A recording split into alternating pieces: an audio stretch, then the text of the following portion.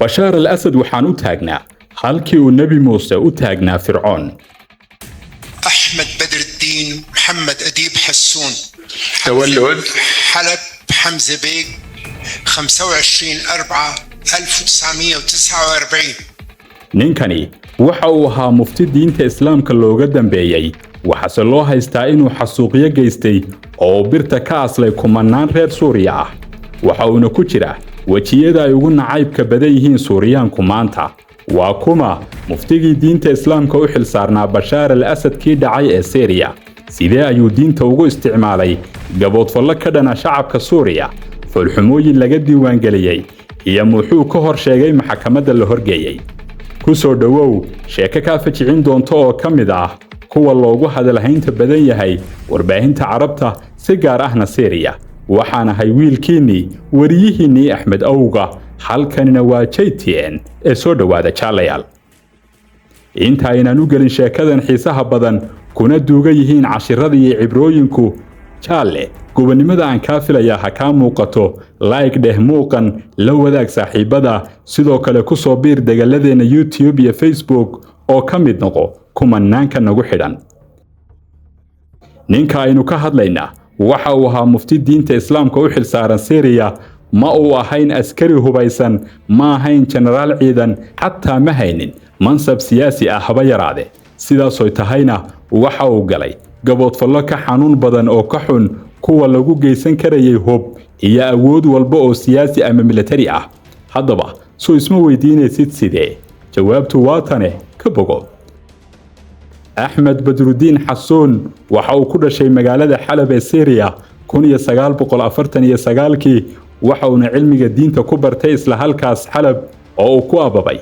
waxa uu noqday shakhsi isrogrog badan oo kol sheegta inuu shiici yahay, kol kalena yahay sunni, mar kalena inuu yahay suufi iyo salafi. mar walba madhabada uu doonto ayuu iskala jirayay. xilligii koriimihiisa waxa uu qaaday jidkii aabihii oo xilligaas ahaa muftiga Xalab. kolkii uu aabihii dhintay waxa uu noqday muftiga Xalab. jeer kalena waxa uu ku dalacay muftiga Syria. muftiga qaran ee Syria ayuu sanadkii 2004 noqday. waa kolkaasuu geeriyooday muftigii isaga ka horreeyay. xilligaas waxay Axmed Xasuun cagta isla heleen Bashaar al-Asad madaxweynihii Syria. waxa uu u noqday Asad madfac hagoogan diinta islaamka oo uu Asad ku banaysto xasuuqa iyo dhiigga shacabka.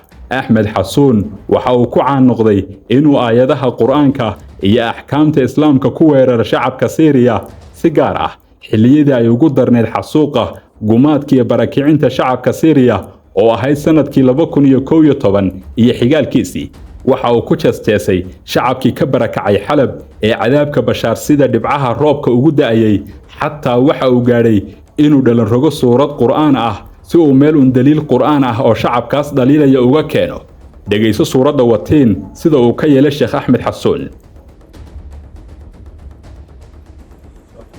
وين خريطة سوريا في القرآن الكريم؟ موجودة في سورة بنقراها كثير في صلاتنا.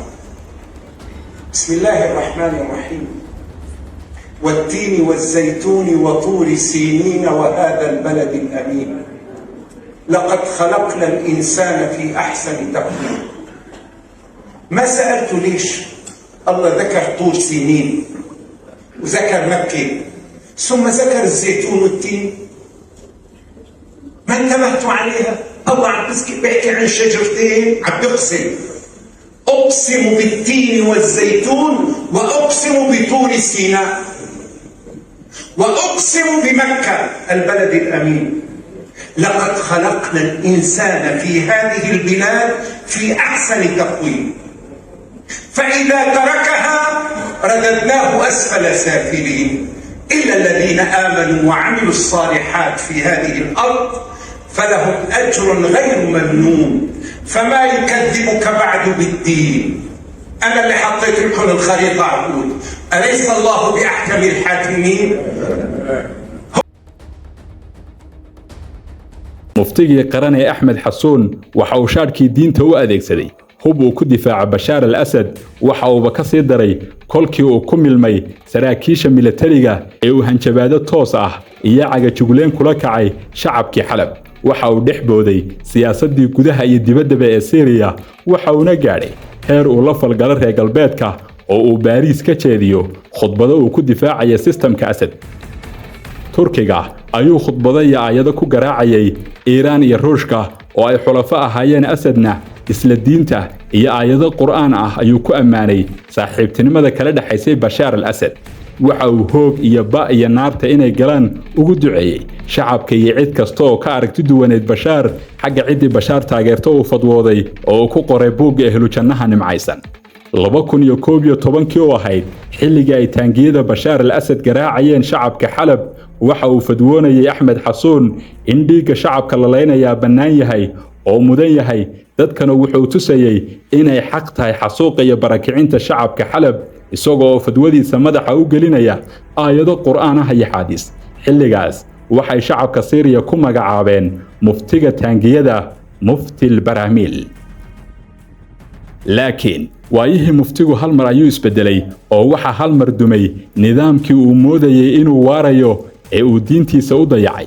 kolkii Bashaar al-Asad xukunka laga tuuray muftigii waaga ku cadaaday oo waxa uu nafta ula cararay xagga Baariis ee France waxauna meelaha ku madax gatay in muddo ah ugu dambeynse xaqii shacabka ayaa soo hooyay markii uu sanad ka hor si dhuumaalaysi ah ku soo galay Dimashq sidii nin dhuuman kara waxaase gacanta ku dhigay ciidanka Syria waxaana loo taxaabay xabsiyada dambiilayaasha la qabanayay ee dawladdii hore ka tirsanaa.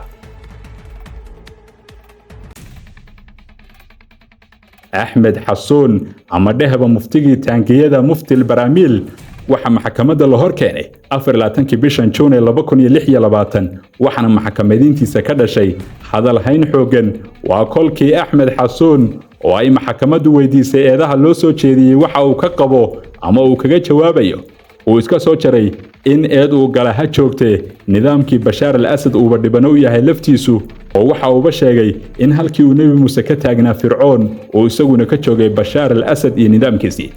Axmed Xasuun oo maxkamaddu jawaab weydiisay ee iska qabsaday khudbad uu ku bilaabay aayad Qur'aan ah oo uu kula hadlaya nidaamka sharc ee maanta maxkamadeynaya waxaase hor istaagay garsooraha oo yidhi sadaqa Allahu cadiima sheekhow jawaabta toos u gal.